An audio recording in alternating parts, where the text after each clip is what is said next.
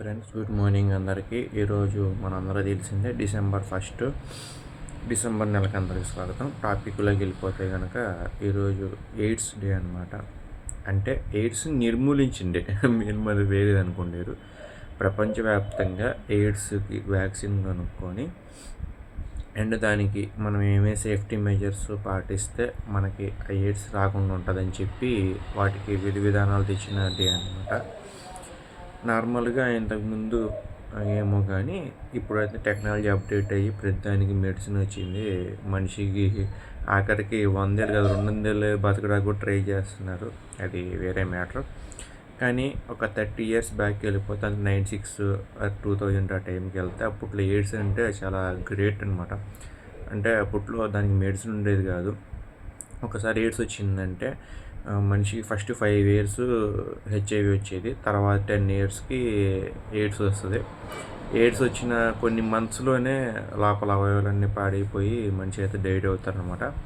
First మనకి HIV వచ్చింది, human immuno virus, HIV అంటారు దాన్ని, హ్యూమన్ ఇమ్యూనో వైరస్.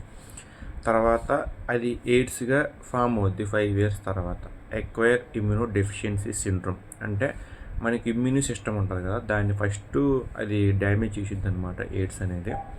దానివల్ల ఇమ్యూన్ సిస్టమ్ ఏదైతే ఉంటుందో రోగనిరోధక శక్తి మనకు కంట్రోల్ చేసేది, అది డ్యామేజ్ అవ్వడం వల్ల మన నిదానంగా పార్ట్స్ అన్నీ డ్యామేజ్ అయిపోతాయి అనమాట.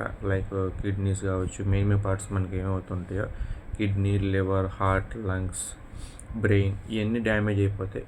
ఇన్ని డ్యామేజ్ అయ్యే మనిషి ఇంకేముంటాడో చనిపోతారనమాట. ఇది ఎక్కువ అయింది. ముందు మనుషులు యానిమల్స్తో విపరీతమైన సెక్స్లు చేయడం వల్ల మనకి ఎయిడ్స్ అయితే పుట్టుకొచ్చింది అప్పట్లో ఆఫ్రికా అడవుల్లో. తర్వాత అది మనుషులకి అంటుకోవడము, అది ఒక వైరస్ లాగా తయారవడం అయితే జరిగింది. సో దానికి మెడిసిన్ అయితే ఇప్పటికీ కనుక్కున్నారు కూడా.